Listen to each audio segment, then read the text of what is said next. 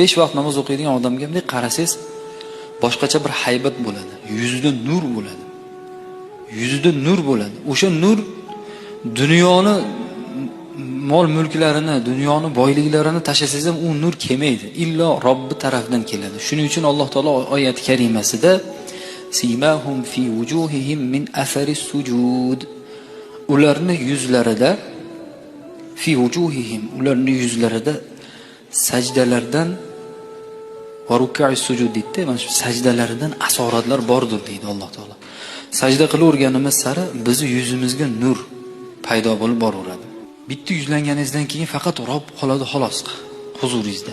Alloh taolodan boshqa hech kim qolmaydi. Joynamoz solganingizdan keyin bandani o'yini qolmaydi.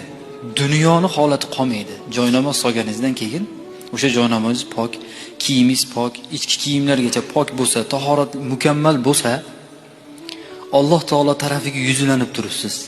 Bunaqa maqomda bor-u, bunaqa holatda zo'rlar ham erisha olmaydi. Alloh taolo xohlagan bandasiga beradi.